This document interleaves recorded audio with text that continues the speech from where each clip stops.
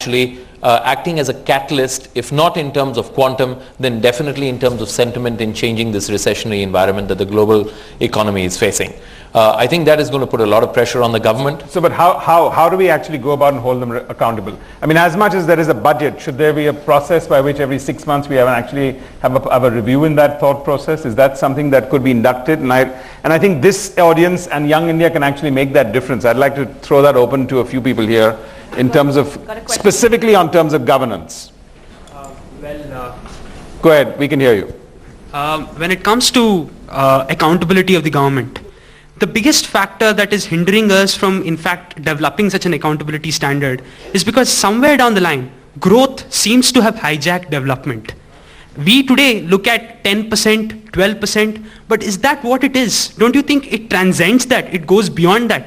I think somewhere down the line, we have forgotten what development is, and it's high time we start looking at things more holistically, and development should be our goal and not mere growth.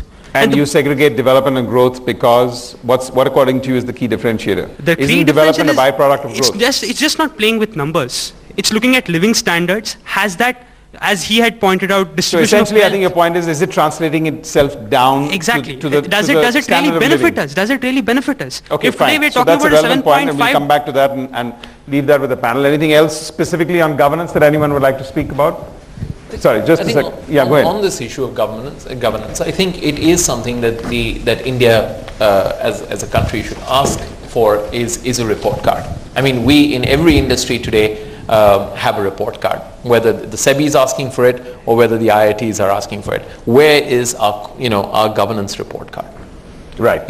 Issues vis-a-vis, promises vis-a-vis achievements. So is there a specific thing you would like the government to be accountable for in that context? Is there any point of view that we want specifically on governance or accountability that anyone here feels? Yeah, also as Mr. Dhoot pointed out in the beginning, that the accountability factor, it has to be taken care.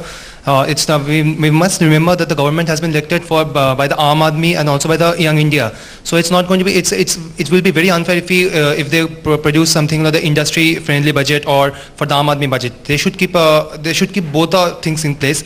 I just want to know if India is looking at 10% growth, is it for only the masses or for the classes? I mean, there's a huge distinction between that. We have probably 7 out of the 10, I'm not sure, 7 or 5 of the top 10 richest men in the world living in India, and also a huge chunk of the poverty in India as well. So how does these two fine lines balance? Well, Dr. Saxena, I'm going to start with you. I think there definitely seems to be an aura around the room that when you're looking at this growth and this 10%, it's much more for a very, very small sector of people. It's not necessarily translating itself down. And as he said, is it for the Aam Janta, or is it for the masses or the classes? Well, let me put it across first of all about the governance part of it, a question that you asked.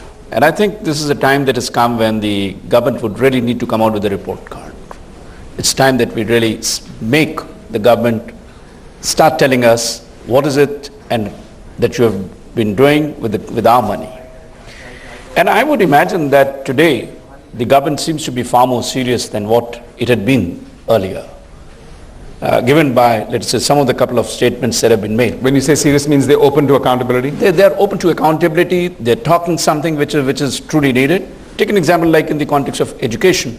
I think today is the time when one has to really start changing the entire paradigms in education, because if you're really talking about development, you can't talk about development unless and until you're really providing education to the masses itself. Now, it is over there that one has to really consider that what is really happening at your primary schools. There are areas where there are schools, but there are no teachers.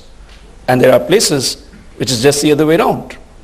Now, it isn't just merely the question of an investment that would need to go there, but it is as to how does one really get the most out of that place. And therefore, any kind of a budgetary system would really need to talk something about that part also. No, and I think education is a high priority. Do you want to just talk specifically on this? Definitely. Education is one of the key factors. But I think if you look at the overall context, then what happens is that we need to correct the structural imbalance. And that's what it's all about. Agriculture, for example, has 60% of our population, some employed, some quasi-employed, some unemployed, and all that kind of stuff. But it produces only 18% of our GDP. 60% of the population producing 18% of GDP, whereas at the other end of the spectrum, services produces around almost 60% of GDP and has about 20% of the population employed in it. And manufacturing is stuck somewhere in the middle with about 20% of the people producing about 23-24% of GDP. So do you believe that this phasing is really the reason why most people feel the growth doesn't touch them and they don't feel it? Absolutely, because if 60% of people, if there's disguised unemployment, for example, in the agricultural sector, and the trickle-down effect is not happening to those people because they're not employed. I know that the NREGA scheme has helped a little bit and so on and so forth, but that is just barely skimming the surface. The reality of the situation is that unless the structural balance is properly sorted out, I think we are going to have this issue coming up again and again and again. Okay, we're not breezing through each of the points here. Go ahead. Okay, can I just come in?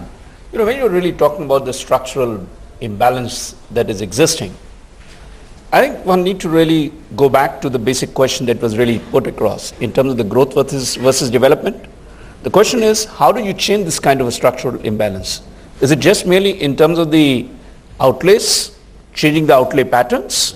Or it is in terms of looking at that what are the kind of, what's happening? Why is it that the productivity on the farm sector is really low?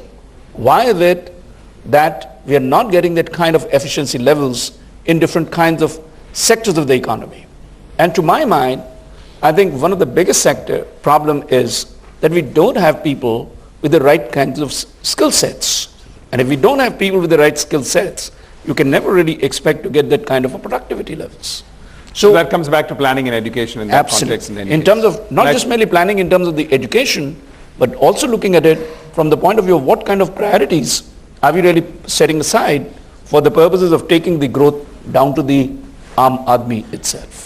Absolutely. Employment, employability, and therefore, education and skill development to facilitate that employability. And I think it's a fair point that you'll have raised, that there's growth and then there's development and there's up there and down there. And there seems to be a translucent veil out there in that context of whether one can see that and feel that. Otherwise, the growth is not any good. But I think we're very clear that growth at that level has to cascade down. And I think part of it could be actually the government's onerous responsibility to do that. I'm going to go to one more topic that I'm going to necessarily ask you.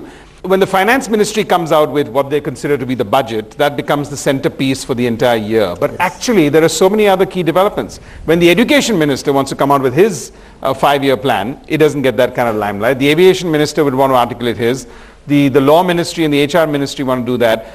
Do we actually believe also that we should be giving the same kind of forum and importance to at least the key 7-8 ministries, where the union budget is one aspect of our entire situation? And is there a balance that we need to bring about and recommend to the government? I completely agree with you. I think this budget parounia, if I may call it, is the legacy of our high taxation and all other things Everyone that we used to had. wait for only So tax. everybody waits to see taxes are going up, taxes are going down, and then make some arbitrage and so on and so forth. So that's what the budget was about. I think times have changed now. Our tax rates are lower. We are still going down. Budget is important element, but only one of the elements, and how the budget is utilized by education or shipping or IT industry is not being talked about. And I think we should talk about it, and that's where the accountability comes. Right. See, finance is just giving money. What is happening to that money? Who is utilizing it? What are we getting out of it? That finance ministry can't answer. Let's be fair to them. I think you have a strong voice in Delhi. Would you recommend that different ministries would have their day in Parliament in a 365-day year to articulate their aspects? You see, first, look at budget. Why the budget is given? Because there is a provision in Constitution of India that there is yearly budget. Yeah. That's why the budget is given. And in this budget, that every department gives their demand. And those demands are again has to be passed. And that has got the Parliament not. And then only this has to be done, because any ministry you go and ask anything, education minister will ask, he wants everything. Civil aviation,